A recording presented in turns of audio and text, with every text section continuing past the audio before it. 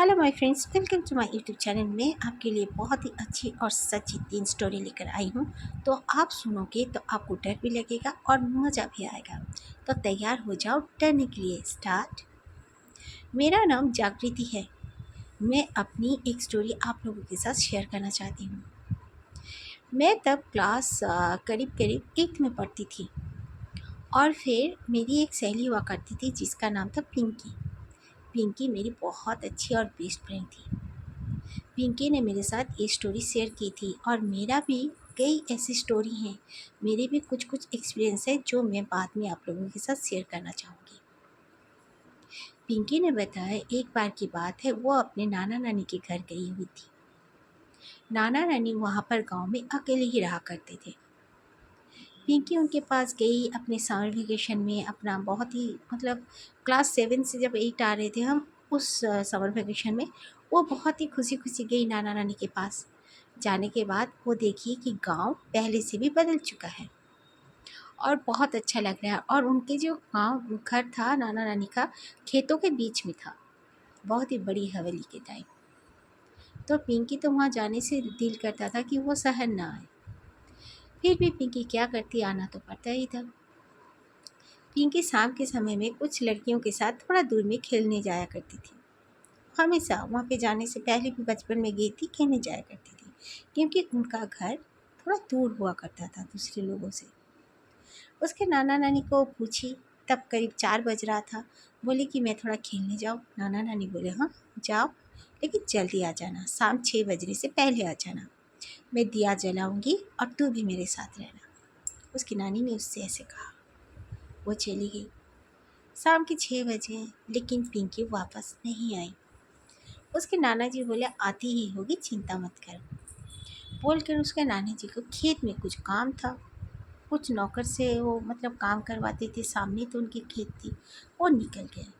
नानी पिंकी का इंतज़ार कर रही थी। फिर उनके सामने थोड़े से ही दूर में एक औरत रहती थी, वो आ गई नानी के पास। वो लोग बात करने लगे।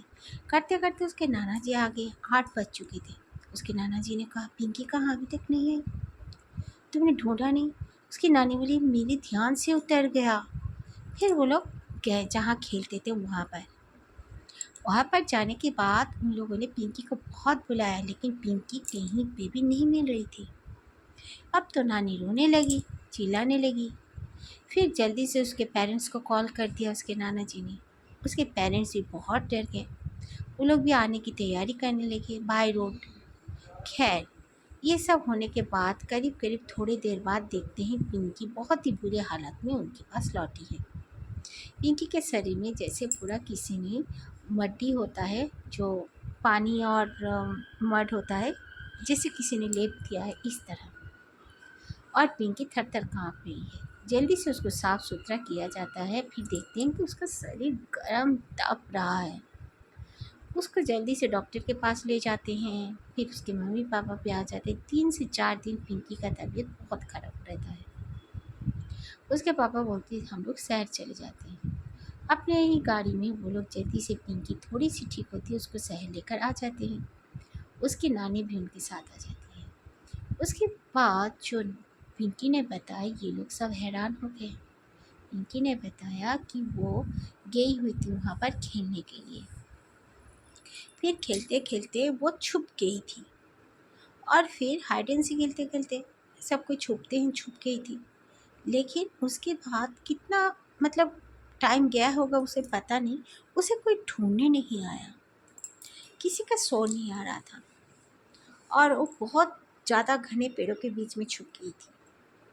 और वो इधर उधर देखने लगी, कोई नहीं था। वो अपने दोस्तों को बुलाई, लेकिन किसी ने जवाब नहीं दिया। तब वो थोड़ा और अंदर जाने लगी, क्योंकि उसने देखा था कुछ दोस्त उस तरफ जा रहे हैं। वो जाने लगी तो भी उसे कोई नहीं मिला। तब वो डर गई। वो जब पीछे मुड़ कर आने लगी तो देखा कि एक औरत खड़ी थी जिसका कद बहुत ज़्यादा लंबा था और वो सफ़ेद रंग का एक साड़ी पहनी हुई थी। वो भी एक ही साड़ी जैसे लपेट के पहनी हुई है और काले रंग की थी औरत। और उस औरत ने उसे पकड़ा और कहा कि तू यहाँ पर कैसे? इस समय मेरा समय होता है, तूने गलती कर दी। बोलकर पिंकी को बाल खींचते हुए उसे उस पोखर में डुबाने लगी थी जिसमें थोड़ा सा ही पानी था। उसके बाद पिंकी के साथ क्या हुआ क्या नहीं पिंकी नहीं जानती है। पिंकी को जब होश आया वो लौट आई। ये सुनकर जल्दी से उसकी नानी बोलती है कि किसी भी बाबा ओझा को दिखाओ, लेकिन पिंकी के पापा मना करते थे। लेकिन उसकी मम्मी बोलती है नहीं, झाड़ फूँक थोड़ा कराना जरूरी है। जब वो लोग गए और झाड़ फूँक कराया और उसकी नानी ने भी कहा था कि वहाँ पे कोई एक बांस बूढ़ी बोल कर रहते हैं जिसे सब कोई चुड़ैल भी बोलते हैं, बांस बूढ़ी भी बोलते हैं। वो पसंद नहीं करती किसी का भी वहाँ पर जाना। वहाँ बम्बो ट्री भी बहुत था। एक तरफ से वो बांस बागान जो कहते हैं ना, बम्बो का जो एक गार्डन होता उस तरह का था। बहुत ज़्यादा बम्बो हुआ करते थे वहाँ पर। तो पिंकी ऐसी डरी हुई थी और फिर उसको जब वो बाबा जी ने झाड़ फूँक किया, फिर बाबा जी ने कहा कि वो कोई चुड़ैली है। वो मानना लेकिन नहीं चाहती थी, वो बस इसे सबक सिखाना चाहती थी। बच्चे उसे बहुत परेशान करते हैं। कोई बात नहीं, इसके साथ आगे और कुछ नहीं होगा। मेरा नाम सिद्धार्थ है। मैं अपने जीजा जी की एक स्टोरी आप लोगों के साथ शेयर करना चाहता हूँ। मेरे जीजा जी कनाडा में रहते हैं। मेरे जीजा जी जो काम करते हैं मार्केटिंग का, उनको बहुत इधर उधर जाना पड़ता है। इसी तरह एक दिन वो बाहर गए और फिर उन्हें होटल में स्टे करना पड़ा। वो रात की डिनर विनर करके सो गए।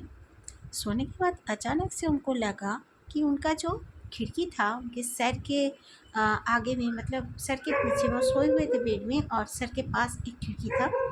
वो खिड़की में कोई नॉक कर रहा है। जीजा जी काफ़ी डर गए। सोचे कैसे हो सकता है, मैं तो थर्ड फ्लोर में हूँ और खिड़की के पास खड़ा होकर कौन नॉक कर सकता है। लेकिन फिर जीजा जी बोले देखता हूँ क्या कौन हो सकता है। लेकिन जीजा जी को डर भी लग रहा था। फिर भी वो उठी और खिड़की को खोल कर जब देखा, जीजा जी ने देखा कि एक एकदम बहुत बड़ा सा चेहरा, कौन था क्या पता, वो बहुत गोल सा बॉल जैसे था, वाइट था और जीभ निकला हुआ था रेड, और बिल्कुल फनी स्माइल जैसे दे रहा था। जीजा जी ये देखकर काफ़ी चीखे और फिर वो बाहर की तरफ आ गए। उनके बगल वाले के एक दो रूम के मतलब लोग भी बाहर आ गए और कहा कि क्या बात है। तो बोले वैसे ऐसे मैंने देखा, तो सबको अंदर आके जब देखे तो कोई नहीं था। बोले यहाँ पर कोई आ तो नहीं सकता, ये तो बिल्कुल ऊपर में बना हुआ है। फिर भी जब मैनेजर से पूछा गया, मैनेजर बोलने लगा मुझे ऐसा कुछ फील नहीं हुआ, मैं नहीं जानता हूँ। वहाँ पर एक नौकर ने जिया जी को सुबह बताया कि यहाँ पर कोई ऐसा चीज़ है जो कि ऐसे वो आता है किसी किसी के सामने, हर किसी के सामने नहीं आता। और आपको तो मतलब किस्मत अच्छा है कि आपने फ़नी चेहरा देखा, कोई कोई तो बहुत ही भयानक चेहरा देखता है यहाँ। जी ये सुनने के बाद वो होटल को जल्दी से छोड़ देते हैं और दूसरे होटल में चले गए। वहाँ पर उनके साथ ऐसा कुछ नहीं हुआ।